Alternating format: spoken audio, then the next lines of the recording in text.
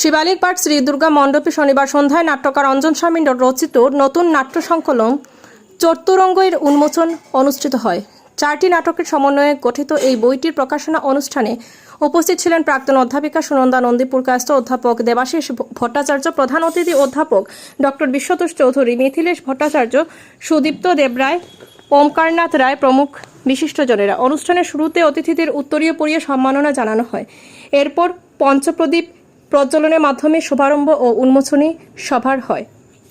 সাহিত্যপ্রেমী ও নাট্যপ্রেমীদের উপস্থিতিতে এদিনের আসরে বইটির আনুষ্ঠানিক উদ্বোধনকে ঘিরে উৎসবের আবহ তৈরি হয়। উপস্থিত ছিলেন সুব্রত রায়, জয়ন্ত দাস, রাহুল দাশগুপ্ত, শান্তনু পাল, দীপক সেনগুপ্ত সহ অনেক অভিনেতা, পরিচালক, নাট্য সমালোচকেরা উপস্থিত ছিলেন।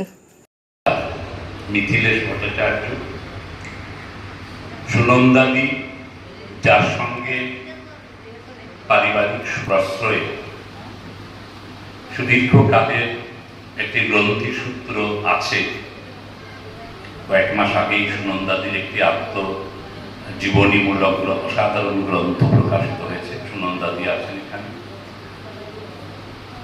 আমার অনুজ প্রতিম কাছাড় কলেজের প্রিন্সিপাল, অত্যন্ত গুণী একটি মানুষ, অপ্রতিম নাম।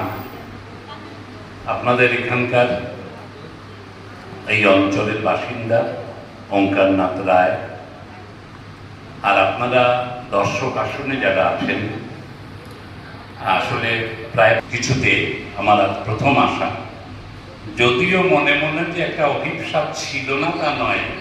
আমার বন্ধুবর সুদীপ্ত দেবরায় যখন ফেসবুক অ্যাকাউন্ট, তখন বুঝতে পারি আমি সাংস্কৃতিক রাজধানী অপ্রতিমের মতো বলবো না, আবার বলবো না বলে বিরোধিতাও করছি না। আমি অন্তর থেকে বিশ্বাস করি সম্প্রসারিত শিলচরের নান্দনিক সংস্কৃতি চর্চার অন্যতম পিলারের নাম শিবালিক পার্ক অঞ্চল বা শিবালিক পার্ক ডেভেলপমেন্ট কমিটি এবং এই দুর্গাপূজার কমিটি।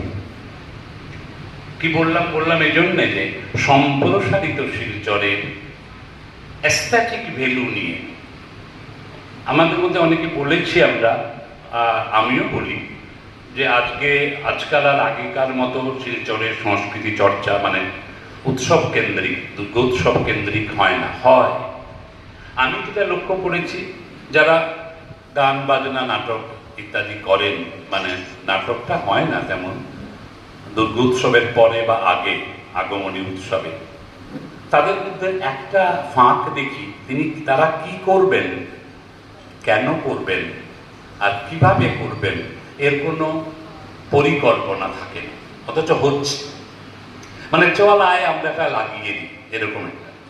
শিবালিক পার্কের আমন্ত্রণে এসেছি বলে আমি কৃতজ্ঞতা প্রকাশের জন্য বলছি না, অন্তর থেকে বলছি।